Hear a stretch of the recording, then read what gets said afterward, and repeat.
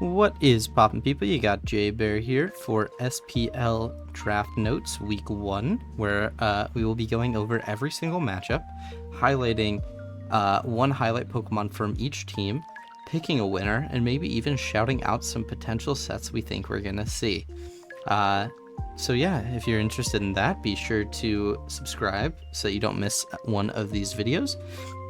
And if you want to learn more about the SPL, I encourage you to watch this in full to get a little bit of a breakdown before going ahead and watching every single matchup. You can even, segment this. You watch this segment, go watch the game, come back, see how I did, and then, continue with all of your SPL viewing pleasure.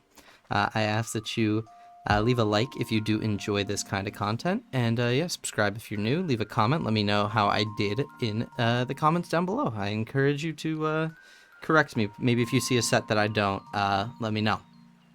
So yeah, our first matchup here, we have Amal versus Liv. And Amal's side, I think he has a pretty solid matchup and a pretty solid game plan to bring in. I really do like, and I'm going to shout out Amal's Hoopa. If you look at Liv's team, the Psychic Resist is just Tinkaton. There's no Dark type.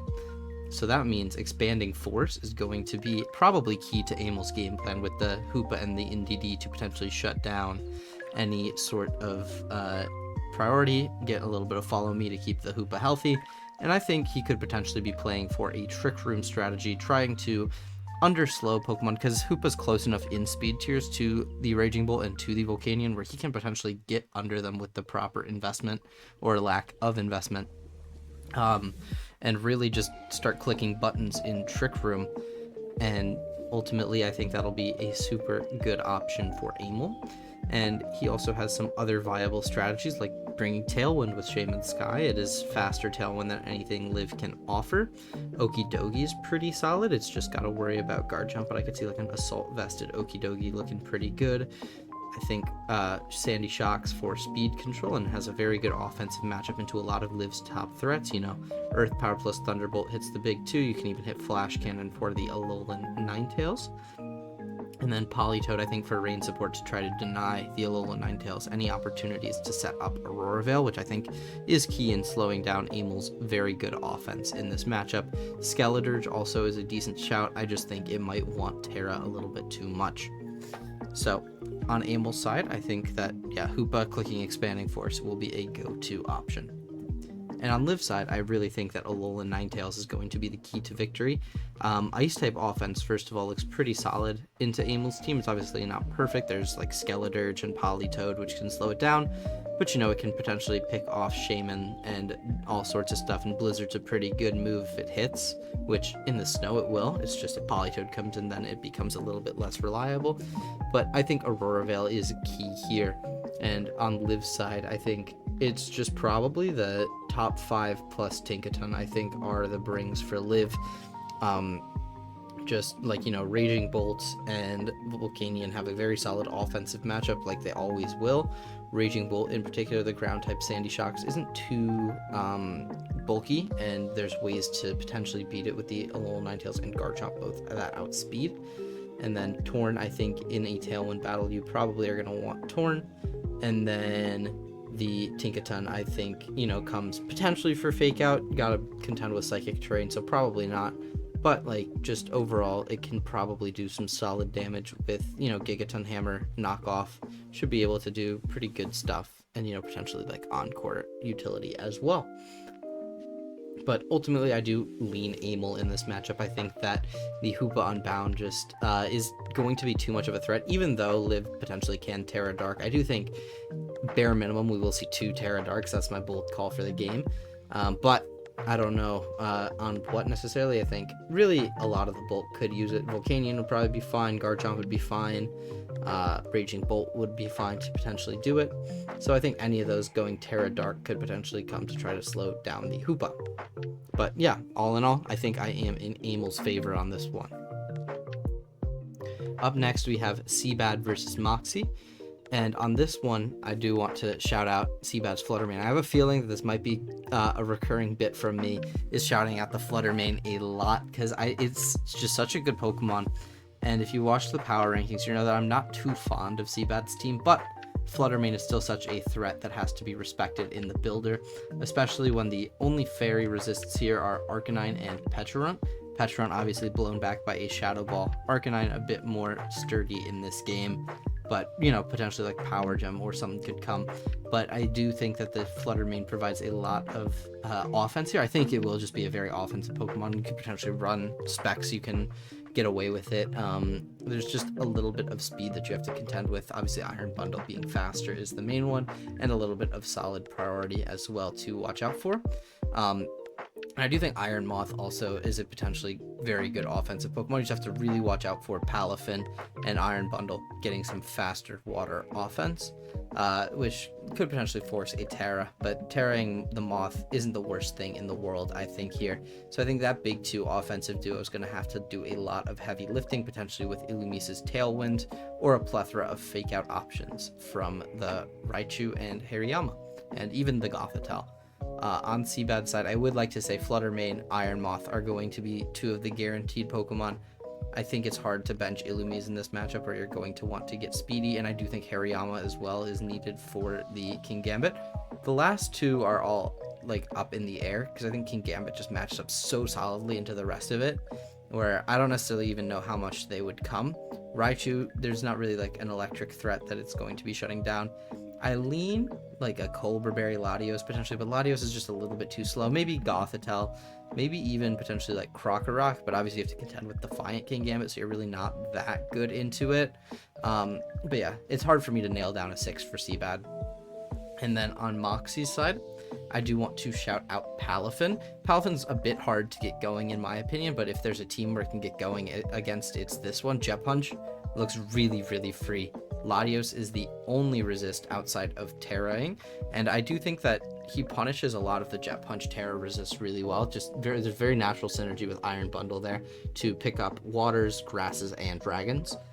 So I do think that Palafin has a good opportunity to get rolling this game, especially where like the offensive lead threats, it's like once you contend with Fluttermane potentially on the lead, you're not really dealing with too much. You're not feeling too far behind. Arcanine potentially could be a nice pivot in to a lot of the offense. And so I feel like overall Palafin, if there is a matchup where it can shine, it's going to be this one. And my secondary shout out would be King Gambit. The dark resists on this team are not super sturdy, and potential, you know, timely Terra to get out of like the 4x fighting weakness and maybe the fire weakness as well could be very useful. Iron Bundle as well is, you know, I mentioned the synergy with Palafin, and overall it being 1 point faster than Fluttermane, I have to think will matter in this game. Pecharunt potentially as a utility piece here could be nice, but this is probably one of Pecharunt's weaker matchups overall. I do think Como-O, potentially with Terra, you know, it can wall the Fluttermane. It's just got to contend a little bit with like Iron Bundle. If you go like Steel Bulletproof, you're like walling Fluttermane, yes, but you're still weak to Iron Bundle, or not Iron Bundle, Iron Moth. And if you go like Poison Bulletproof, you're kind of in the same position, but with Latios. So it'll be a bit rough to contend with, but I still do think that Moxy has the firm advantage here, and I would like to pick Moxy to win this matchup. Up next, we have Joey versus Aaron, and this is one where I kind of am getting a little bit creative with my feature mon for Joey. I do think that Bronzong is going to be a big player here just because of the threat of Ursaluna. Bronzong is one of the better Ursaluna counters in the game. You know, Ursaluna will probably just run Crunch and get through it, but, you know, it's something to at least contend with. Force a Crunch move slot on Ursaluna, you know, either disincentivizes like a substitute or a Sword Stance / bulk up slot, or even like an Earthquake plus Headlong Rush combo you can't really do as well anymore. And then I think that, you know, Joey has a plethora of Pokemon that could come. If I wasn't going to shout out the Bronzong, I was considering, you know, shouting out Furret. I think as my bold prediction, I think either Furret or Poltergeist both have utility here. Obviously Furret drawing Shadow Balls away from Annihilate and Bronzong, and then Poltergeist potentially drawing away the Facades from Ursaluna. So I think both have a little bit of utility here, but then I think Joey's just set up offense of Annihilate plus Sneasel is a good shout. to come here. I think even Manaphy can do some pretty solid damage overall. But I do think Bronzong contending by stopping the Trick Room from going up will make Cybertron have to play a little bit of an unconventional strategy with his team. And I think that the big reason for him having to play a little bit more unconventionally will be the Bronzong. But Bronzong is very susceptible to Spectre, which is actually going to be my shout out for Aaron, because I do think he has to play in a way that his team, is not immediately intuitively designed for, which is playing potentially outside of Trick Room. And I think Spectre is a great piece to do so. It has a great Shadow Ball for the Annihilate, for the Deoxys speed. Can potentially, Terra to one-hit KO the Sneasel with like Fighting or Fairy and still be in a good spot. And, Furret is there for Follow Me, but it's a Furret. Are we really going to respect Furret? And then I also think Tauros plays another big role here. You could be like a Mirror Herb with the Tauros here to potentially, if you accidentally lead it into Annihilate, you're still in a great spot. You just have to, once again, contend with a faster threat in the Deoxys speed. Potentially like you have to be Terra Dark or something like that if you want to do that set, which again could be a bit scary into like DOS Annihilate bleed, but I think there's a lot of good utility to be had in the fast mode. And obviously if you can pressure the Bronzong and the other slow Pokemon, then endgame Trick Room Ursaluna looks fantastic. You just have to be able to get into position. But because I think Joey disrupts Aaron's main game plan so well, I will lean Joey, but this one could go either way. Our next matchup has Kyle versus That's a +1, and I would like to apologize to Kyle in the power rankings. I might be sleeping a little bit on this team after just looking at this initial matchup. There is, great opportunities for Incineroar and Amoonguss potentially, and Primarina. It's a solid big three. There is something on that's side that I would want to shout out to potentially stop it, but I think that Kyle's team probably has a very good natural matchup. This is probably one of his better matchups. He's got Double Fairy for the Regidrago. He's got a couple Pokemon faster than Terrakion, so it can't be beaten up and tailwinded in the same turn. Obviously, it'll be like a bit of a slower strategy. And he's got a few Trick Room options as well. And he's got a solid Tailwind setter of his own, actually a couple of them. So I think that there will be a very good potential for Kyle to pull this one out. And the mon that I really want to shout out here is Primarina, because if you look at that's his team, it kind of struggles to really break down the Primarina. Weavile's going to be struggling to break through it. Regidrago obviously struggles without Terra. Chandelure will also struggle. Jirachi potentially. The only real ways through it are Whimsicott clicking a grass move, which if it's clicking a grass move, it means it's not doing any of the other scarier things it can do, or Electivire. And actually Electivire is, I think, going to be the main obstacle for Kyle to win, just because Follow Me plus Vital Spirit to potentially shut down the Amoonguss strategies and a strong way through Primarina are two good ways I see of that's pulling this game together. And I could see Terrakion doing something, but I just feel like it's just so offensively threatened that it'll probably struggle here to get going if Kyle can properly position around it. So that leads me to believe that Kyle will be favored in this game. I think Kyle will probably bring his, top three plus the Iron Valiant and Superior. I think he's going to want 4 speed, and then Hydreigon is where I lean with this team. Whereas that's, I think, will probably bring his top 3 as well: Whimsicott, Regidrago, Jirachi. I think that this Terrakion has an okay matchup, and I think, on paper it'll probably do fine, but I don't foresee it being such a demon in this matchup. And then Electivire I think is pretty good, and then the last slot is very much a toss-up.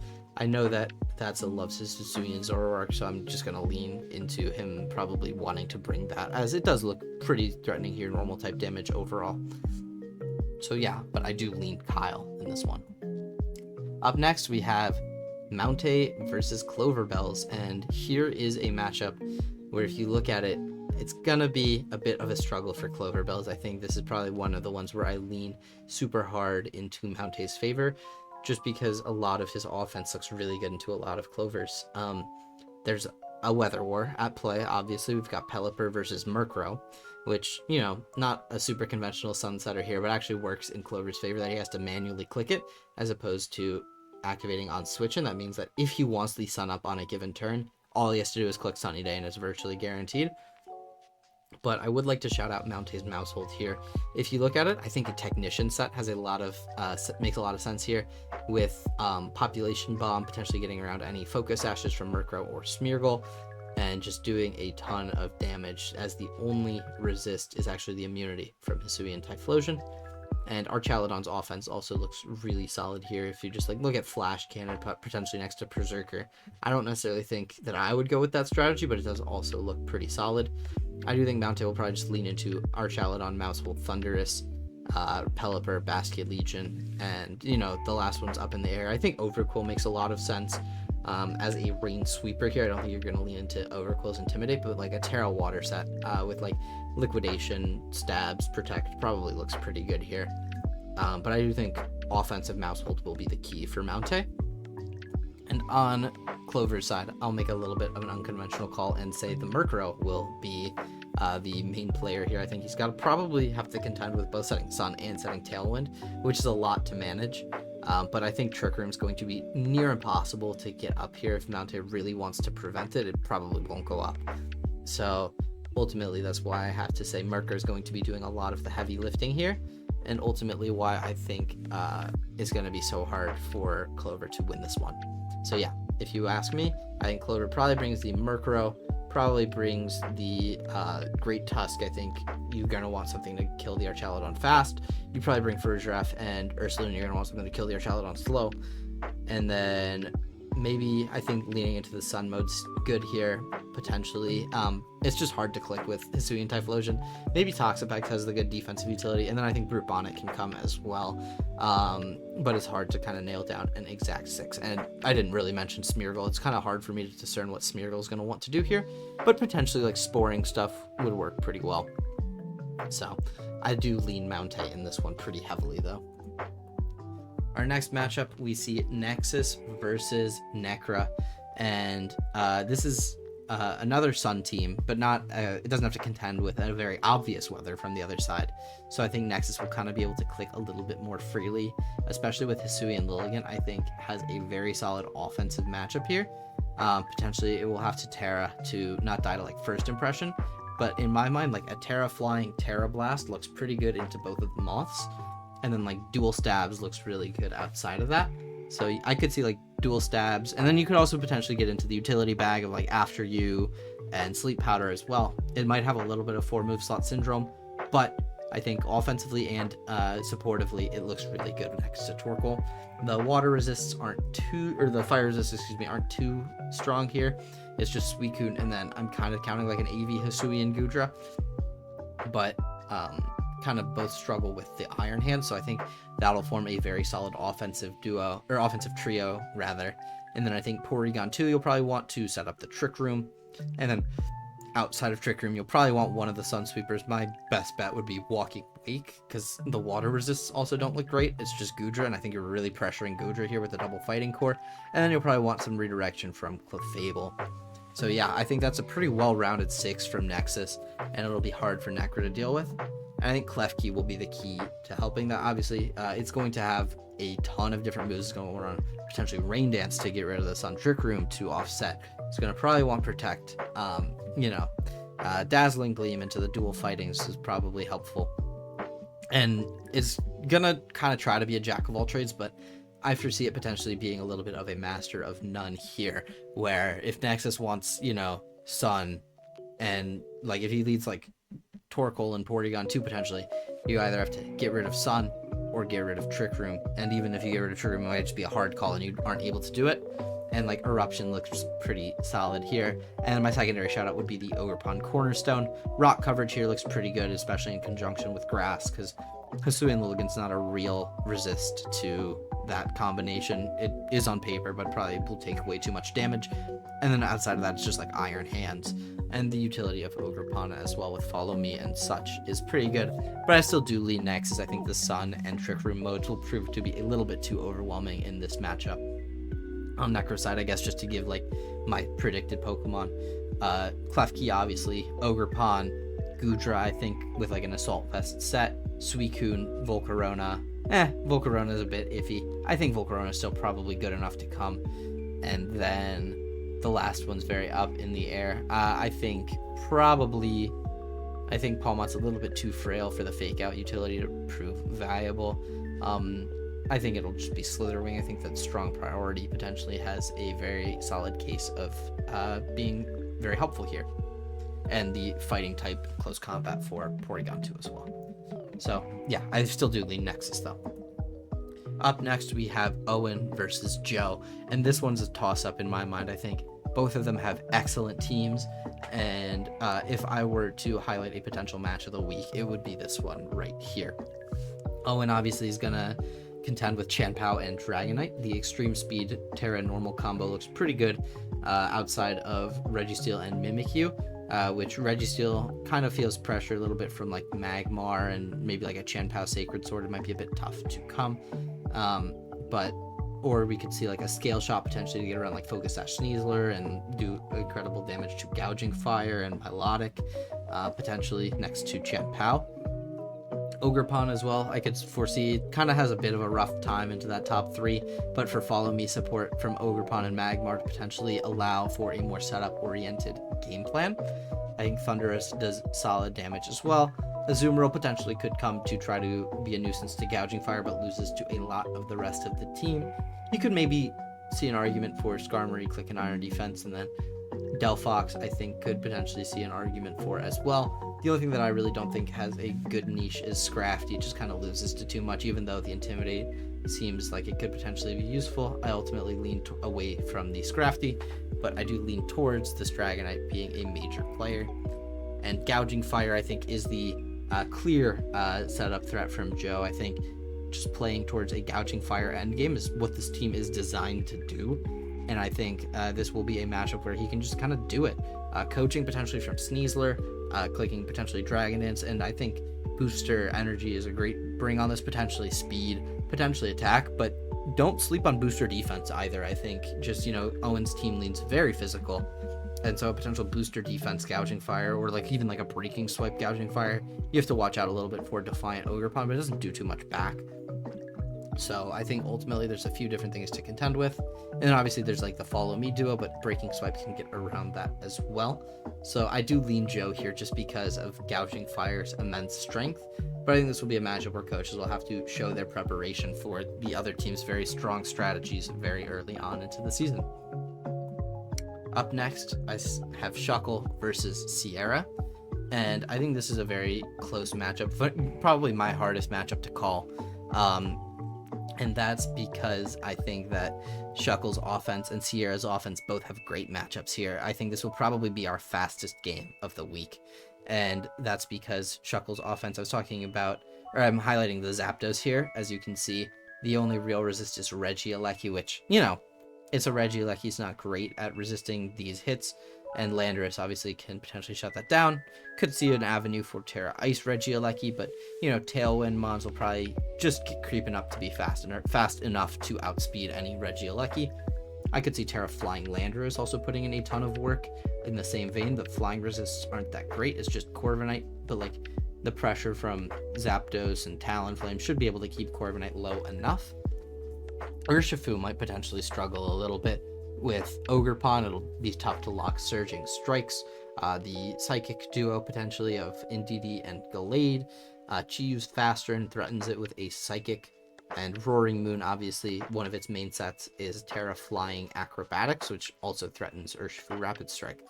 So I think all of that said, I just listed a bunch of cons for Shuckle's offense, but also a bunch of pros in the Zapdos and Landorus and Talonflame. Even potentially you could form like a flying spam core that really can get through a lot, especially because Zapdos and Talonflame are very well able to nuke through the best flying resist here in Corviknight. And then Sinistcha potentially to keep things healthy, or even Riolu. I think in a fast enough game like this, the coaching support could prove very vital. And on Sierra's side, I think Ogerpon's going to be a major player here, just because of the Urshifu Rapid Strike. It's a key in keeping that thing in check. And overall, Water plus Grass plus Knockoff looks really solid into the Sinistcha, but also Sinistcha is very pressured by the rest of this team, where Ogerpon and Chiyu can do incredible work next to each other.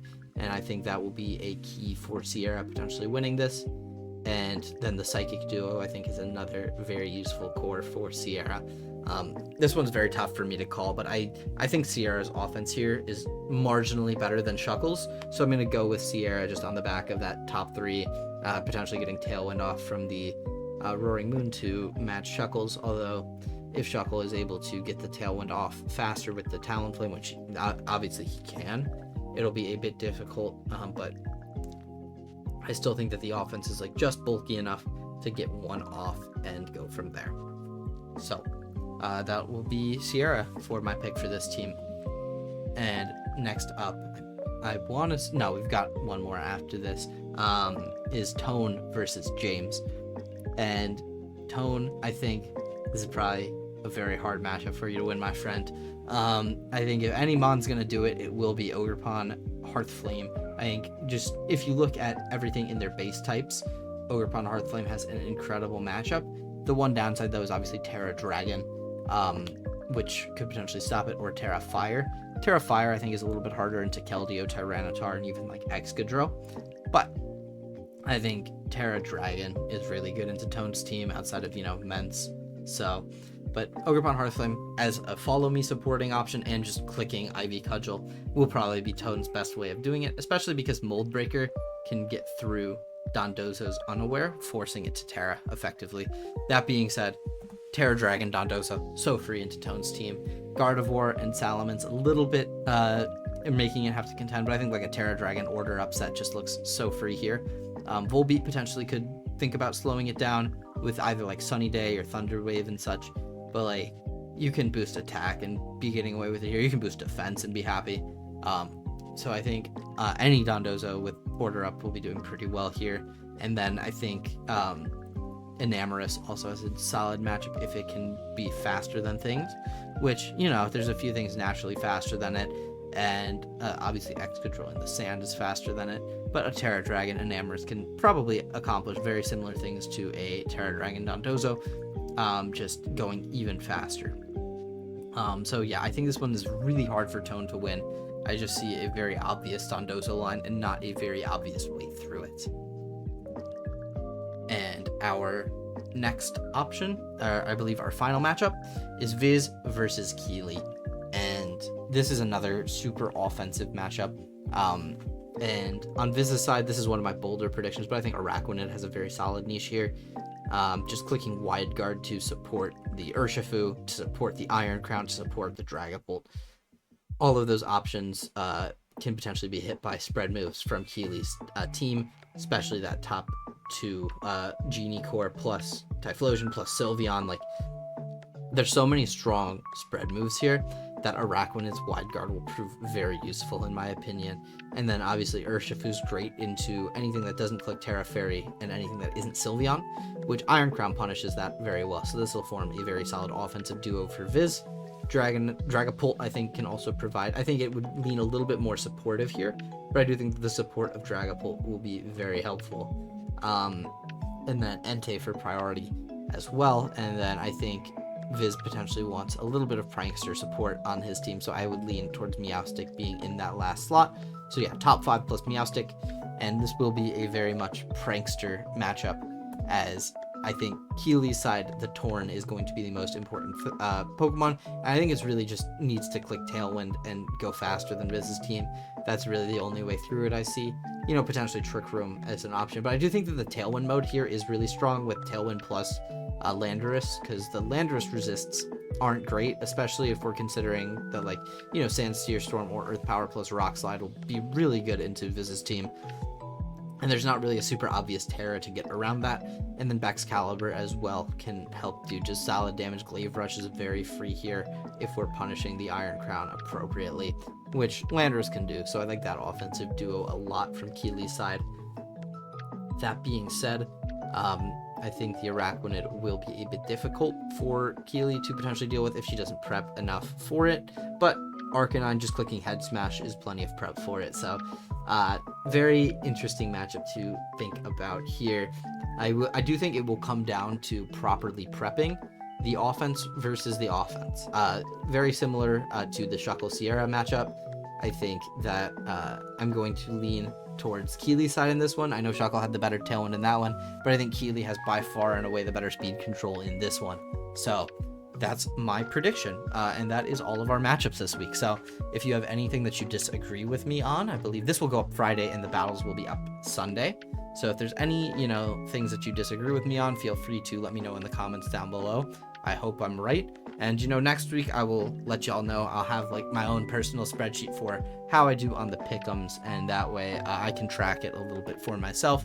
My goal is I want to be floating around like 2/3 win rate, which I think is a bit aggressive, but I think I will be able to hopefully do this season.